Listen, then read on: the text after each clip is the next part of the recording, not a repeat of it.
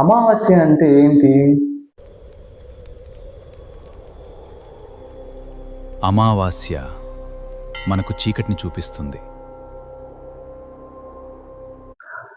అందుకే అమావాస్య రోజు ఎవరి ఇంటికి వెళ్ళకురా అంటారు.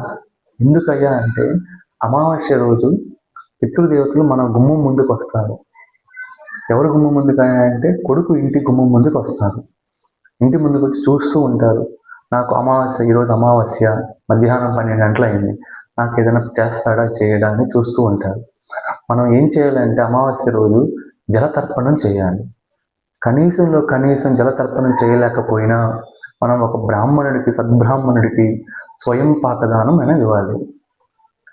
అది కూడా మనకి చేత కాదు అనుకుంటే కనీసం మధ్యాహ్నం 12 గంటలకి, అమావాస్య నాడు మధ్యాహ్నం 12 గంటలకి ఇంటి గుమ్మం ముందు డోర్ తెరిచి ఇంట్లోని చెప్పులు విడిచి నించోని 3 సార్లు చేతులు ఇలా అంటే, ఇలా అని, నాన్నగారు ఈరోజు మీకు ఏమీ చేయలేకపోతున్నాం, నన్ను క్షమించండి అని అనగలగాలి మనం.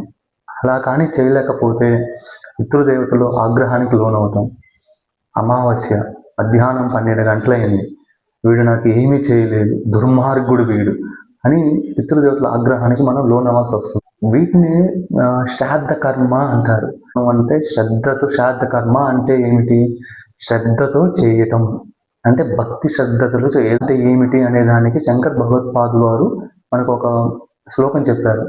శాస్త్రస్య గురువాక్యస్య సత్యబుద్ధి అవతారణ అంటే శాస్త్రము గురువు గారు చెప్పినది సత్యబుద్ధితో ఆచరించవలసినది అని మనకి చెప్పినవారు. ఇట్లాగే సద్బ్రాహ్మణుని పిలిచి, ఇంటికి పిలిచి, లేదంటే మనం వెళ్ళి ఆ టెంపుల్కి వెళ్ళటమో, లేదంటే వాళ్ళు మనం ఇంటికి పిలవటమో ఏదో ఒకటి చేసి మన పితృదేవతను తలుచుకొని వాళ్ళ తరపున వాళ్ళకి స్వయం పాకదానం ఇవ్వటం ఉత్తమం.